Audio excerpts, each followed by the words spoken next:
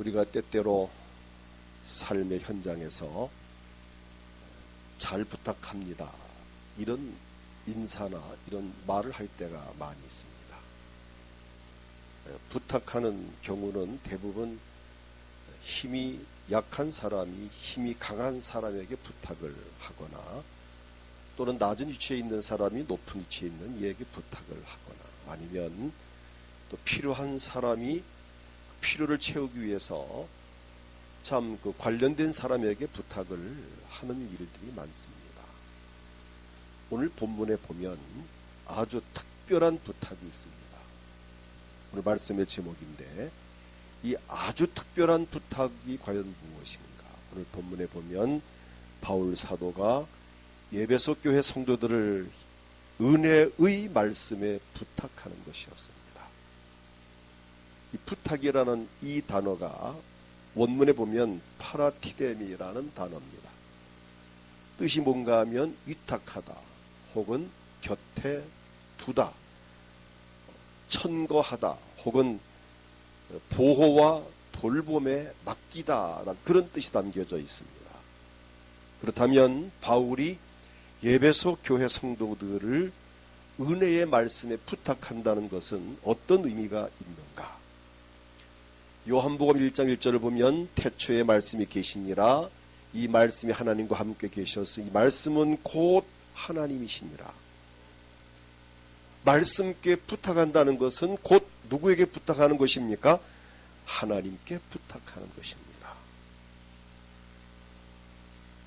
그렇지만 또 실제로 우리 하나님께서는 말씀으로 믿는 자들을 천국으로 이끄실 뿐 아니라 말씀으로 놀라운 일들을 행하십니다.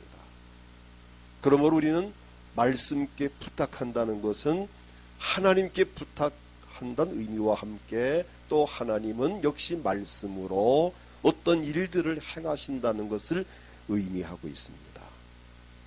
그럼 하나님은 말씀으로 어떤 일을 하시는가? 우리가 우리 자신이나 내 가정이나 교회나 자녀들을 말씀께 부탁할 때에 어떤 일들이 일어나는가? 첫째는 말씀으로 붙들어 주십니다. 하나님께서 천지를 창조하실 때에 말씀으로 지으셨습니다. 창세기 1장 3절 보면은 하나님 이르시되라는 말씀은 말씀하시되 빛이 있으라 하시니 빛이 있었고, 말씀으로 명령하심으로 말미암아 만물이 지어졌습니다. 말씀으로 지으신 그 만물을 또 하나님은 말씀으로 붙들고 계신다고 히브리서 1장 3절의 말씀을 합니다. 함께 읽겠습니다. 이는 하나님의 영광의 광채시요 그 본체의 형상이시라, 그의 능력의 말씀으로 만물을 붙드시며 죄를 정결하게 하는 일을 하시고 높은 곳에 계신 지극히 크신 이의 우편에 앉으셨느니라. 여기에서 그 중간 보면은 그의 능력의 말씀으로 만물을 붙드시며, 하나님은 지금도 우주 만물을 말씀으로 붙들고 계십니다. 이 지구를 말씀으로 붙들고 계십니다. 지금 자전과 공전을 하고 있습니다. 엄청난 빠른 속도로 지금 돌고 있습니다.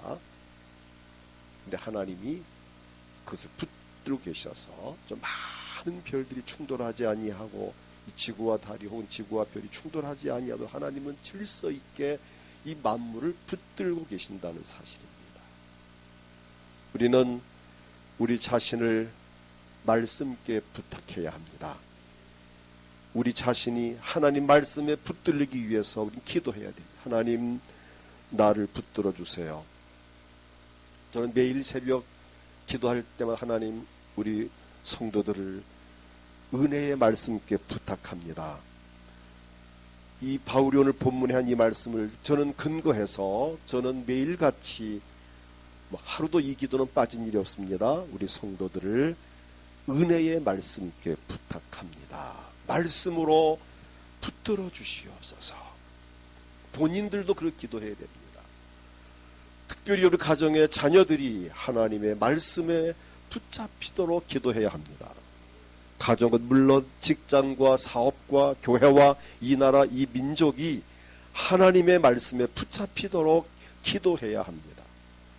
실제로 하나님께 말씀께 붙잡힌 이가 있었는데 사도행전 18장 5절을 보면은 실라와 디모데가 마게도냐로부터 내려오매 바울이 하나님의 말씀에 붙잡혀 유대인들에게 예수는 그리스도라 밝히 증언하니, 바울 자신이 하나님 말씀께 붙잡혀 있었고 그런 경험을 했기 때문에 또 본인도 에베소 교회 장로들을, 성도들을 은혜의 말씀께 붙잡아 달라고 부탁하는 이 모습을 보게 됩니다. 오늘 저나 여러분이 말씀께 붙잡히면 기적이 일어납니다. 어느 못된 사람에게 붙잡히면 손해를 볼 수 있고, 어떤 못된 단체에 붙들려 있으면 엄청난 참 고통을 받을 수도 있지만, 그러나 하나님 말씀에 붙잡혀서는 절대로 손해보는 법이 없습니다. 그래서 우리는 은혜의 말씀에 우리를 부탁해야 합니다. 하나님 말씀은 오늘 본문대로 은혜의 말씀입니다. 생명의 말씀입니다. 능력의 말씀입니다. 하나님 말씀은 항상 살아있는 말씀이라고 베드로전서 1장 23절에 이렇게 말합니다.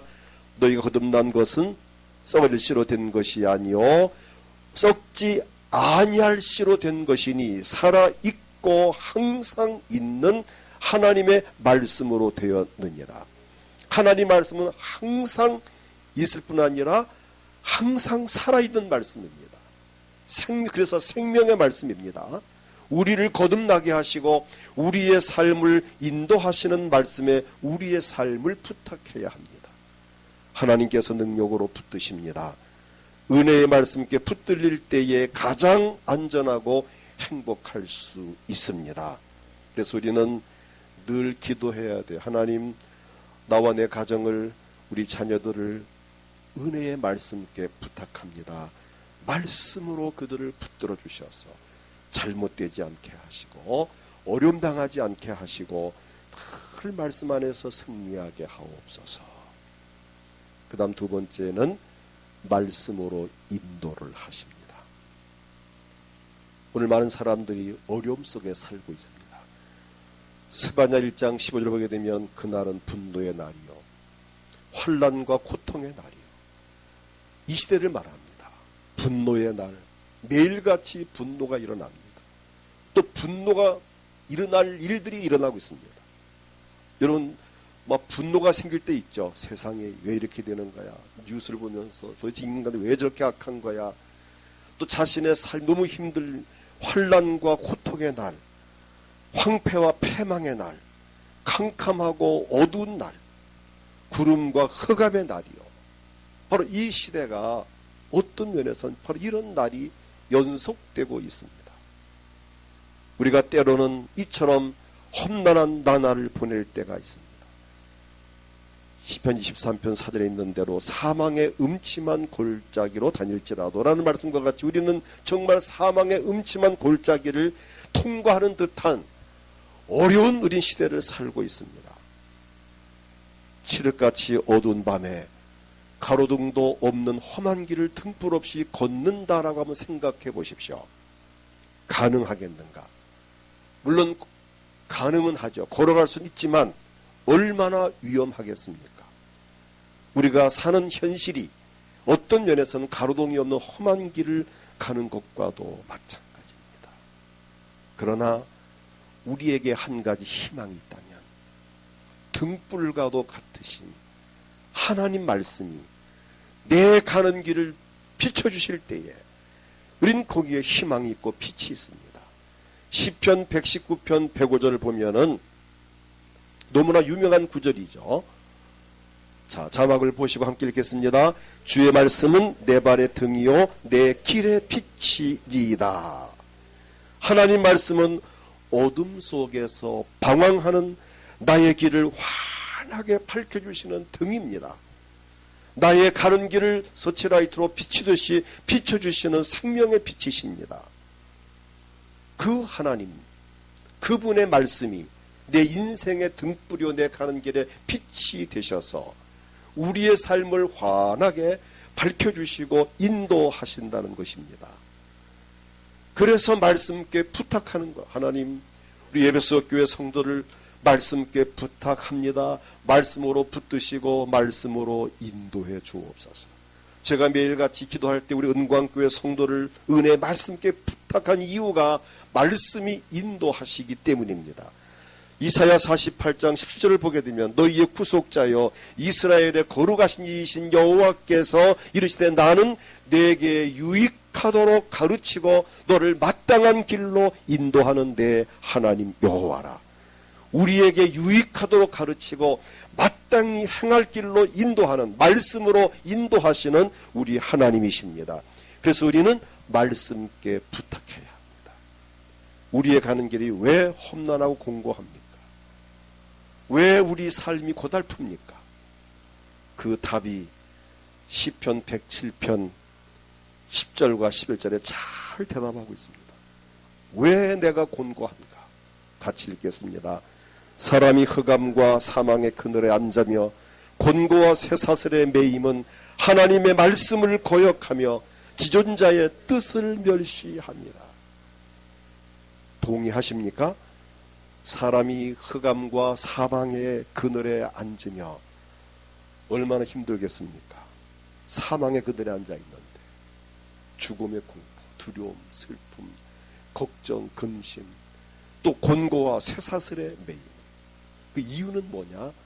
하나님의 말씀을 거역하며 지존자 하나님의 뜻을 멸시하니라.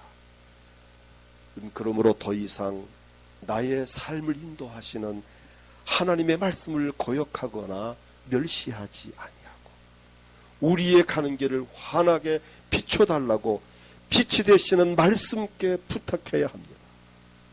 우리의 가정과 직장과 사업장을 평탄한 길로 이끌어달라고 말씀께 부탁해야 합니다. 우리의 자녀들의 가는 길을 평탄한 길로 인도해달라고 말씀께 부탁해야 합니다. 내가 어느 길을 가야 할지 나의 가는 길을 인도해달라고 말씀께 부탁을 해야 합니다. 우린 그래서 새벽기도가 필요하고 나름대로 집에서 기도할 이유는 이런 부분을 하나님 앞에 기도해야 되기 때문에 기도 시간이 필요한 겁니다. 찬송가 375장을 보면 우리 한번 다 펴볼까요? 앞에 보시면 되겠습니다. 375장 찬송을 보면은 정말 그 애절한 그런 찬송의 고백이 나옵니다. 우리 한번 불러봅니다. 375장 찬양을 함께 부르겠습니다. 기도하는 마음으로 정말 간절한 마음으로 부르겠습니다.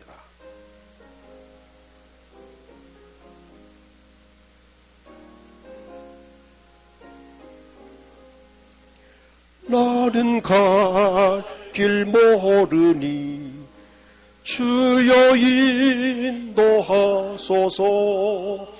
어디 가야 좋을지 나를 인도하소서. 어디 가야 좋을지 나를 인도하소서. 아무것도 모르니 나를 가르치소서. 어찌해야 좋을지 나를 가르치소서. 어찌해야 좋을지 나를 가르치소서. 아이같이 어리리 나를 도와주소서. 힘도 없고 약하니 나를 도와주소서. 힘도 없고 약하니 나를 도와주소서. 마음심이 슬프니 나를 위로하소서. 의지 없이 다니니 나를 위로하소서. 의지 없이 다니니 나를 위로하소서.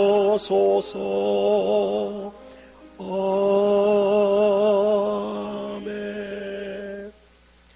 우리를 인도하시고 또 가르치시고 도와주시고 위로하시는 그 역할을 하나님의 말씀이 하시는 겁니다. 우린 그래서 기도해야 돼요. 이런 부탁을 하기 기도해야 되고, 또 하나님의 인도를 말씀으로 인도받기 위해서 말씀을 읽어야 되고, 말씀으로 가르침 받기 위해서 읽고 듣고 공부해야 되고, 말씀을 통해서 도움을 얻기 위해 성경을 읽어야 되고 들어야 되고, 또 여러분 실제로 성경 읽다 보면은 그 말씀 속에 큰 위로를 받잖아요. 아멘, 아멘. 이 말씀 때문에 제가 삽니다. 얼마나 그 위로가 됩니까? 그래서 지금 바울이 에베소 교회 성도를 말씀께 부탁한 이유가 너무 분명합니다. 말씀이 우리의 삶을 인도하기 때문에, 나의 발에 등이 되시고 내 길에 빛이 되시기 때문에 말씀으로 나의 가는 길을 비춰달라고 우리는 기도도 해야 되지만 늘 그 부탁을 해야 한다. 그래서 바울은 그런 의미에서 특별한 부탁을 하나님께 합니다. 그 다음 셋째는 말씀으로 살리십니다.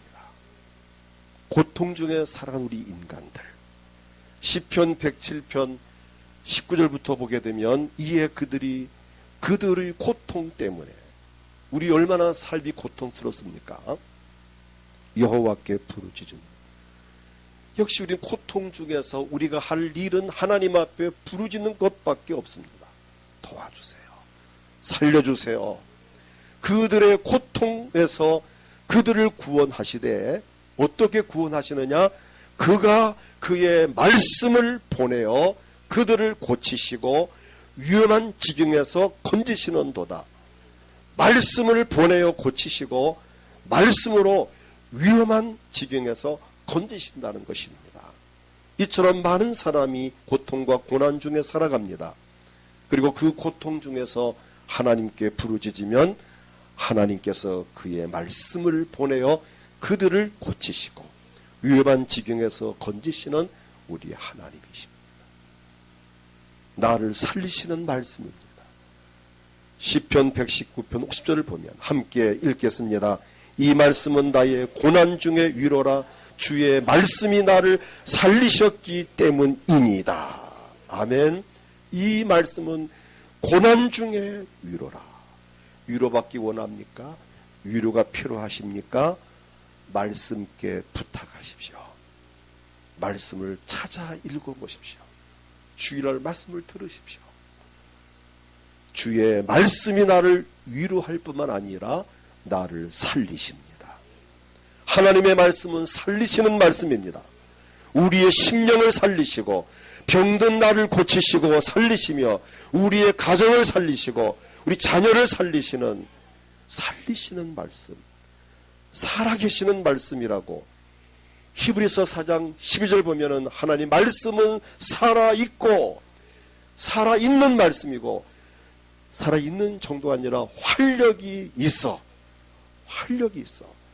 좌우의 날선 어떤 검보다 예리하여 혼과 영과 및 관절과 골수를 찔러 쪼개기까지 하며 또 마음의 생각과 뜻을 판단하나니라고 말씀합니다. 이처럼 하나님 말씀은 살아있는 말씀입니다. 활력이 있는 말씀입니다. 좌우의 예리한 날선 검보다도 예리한 말씀이십니다. 우리의 마음의 생각과 뜻까지도 판단하시는 정확하신 말씀입니다. 이러한 능력의 말씀께 우리의 모든 것을 부탁할 수 있다는 것이 큰 복입니다. 말씀은 절대 사라지지 않습니다. 나라의 법은 개정도 되고 또 어떤 법이 있어도 지키지 않을 때도 있지만은 하나님 말씀은 영원합니다.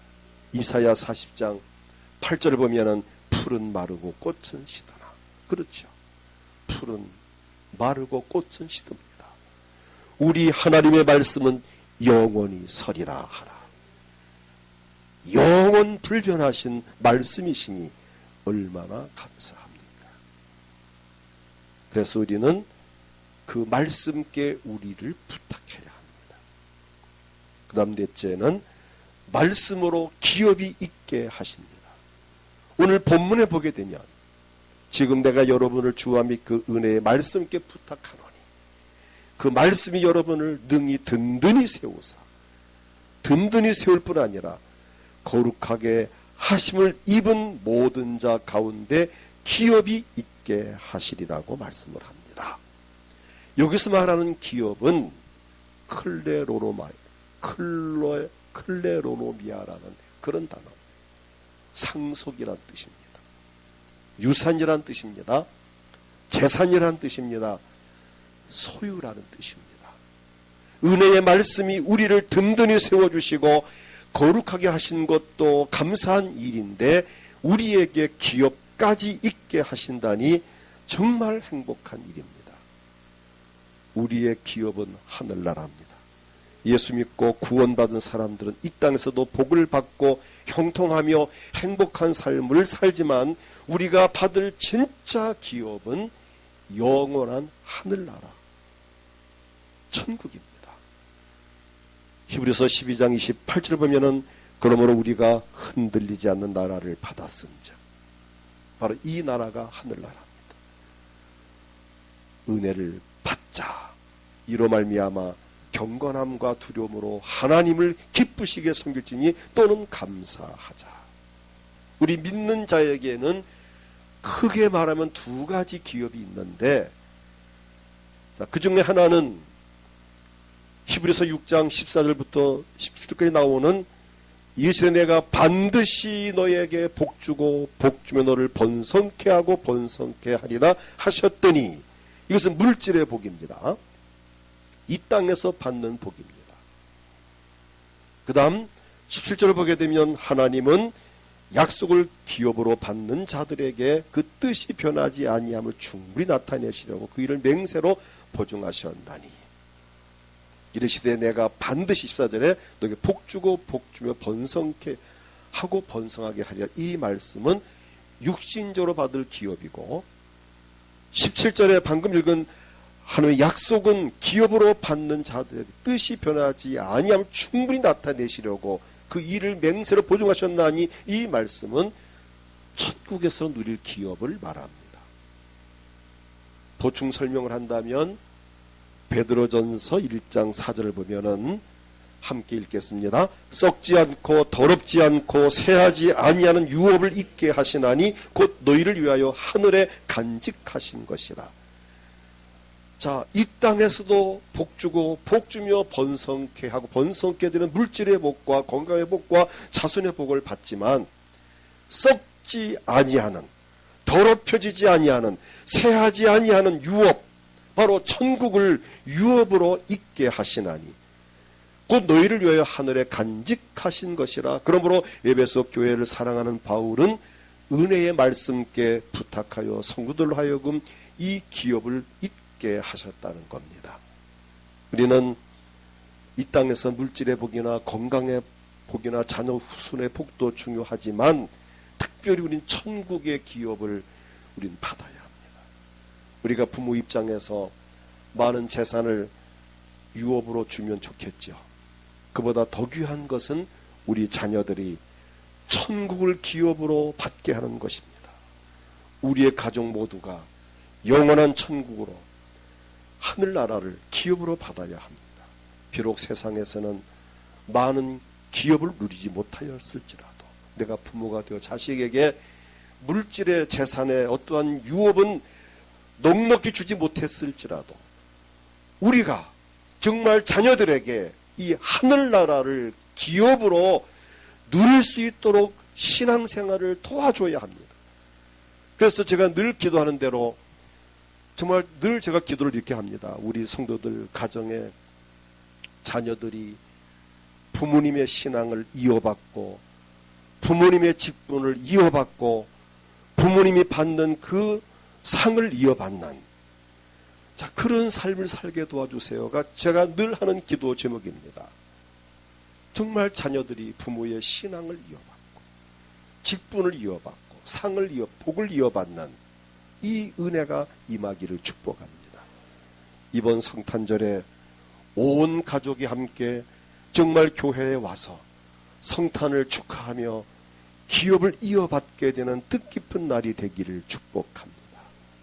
우리 안 믿는 가족들, 또 믿다가 쉬고 있는 우리 가족들, 친척들, 형제들, 정말 이번 성탄에 우린 큰 선물로 하나님 앞에 성탄 축하하는 마음으로, 또 내 이웃에게 성탄절 선물로 그들을 교회로 모시고 와서 정말 이 말씀을 듣고 복음을 듣고 예수 믿고 구원받게 되고 믿음이 회복됨으로 말미암아 이 땅에서도 물질의 복, 어떠한 육신에 필요한 기업도 받지만 특별히 하늘나라를 기업으로 받게 되는 역사가 있기를 축복합니다.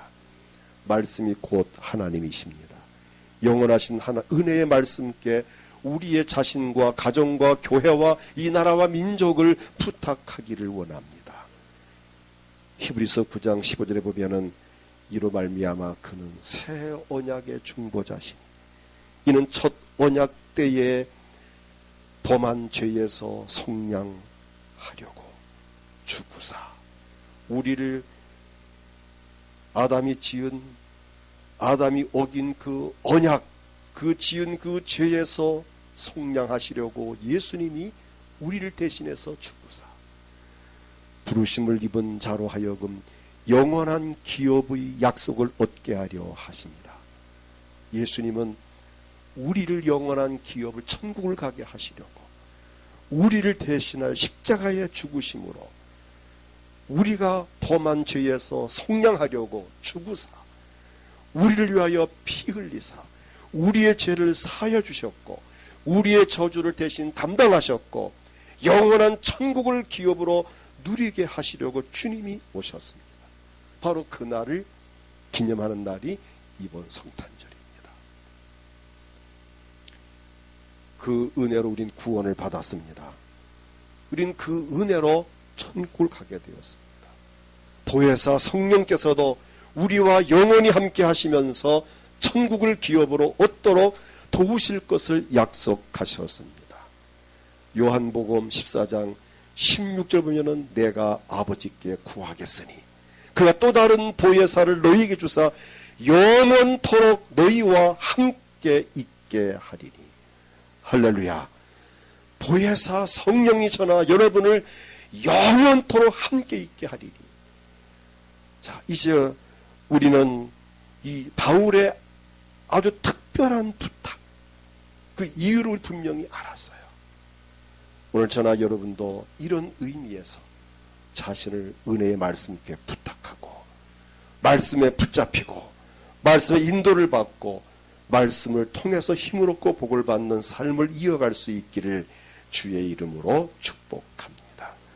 다 같이 오늘 본문 사도행전 20장 32절 함께 읽고 기도하겠습니다.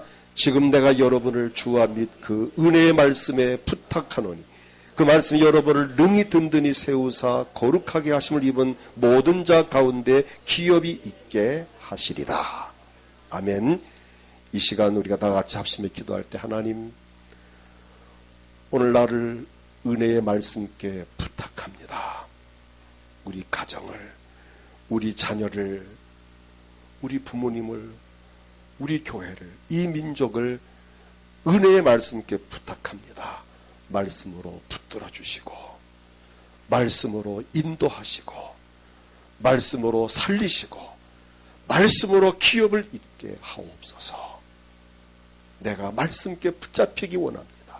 내 인생을 주께서 붙들어 주시고 지키시고 인도하옵소서. 오늘 몸이 아프신 분들이 계시죠? 몸이 아프신 분들은 믿음으로 아픈 곳 손을 얹고 말씀을 보내어 고치시고 위경에서 건지시옵소서. 마음에 소원이 있습니까? 가슴에 손을 얹고 하나님 내 마음에 소원이 있습니다.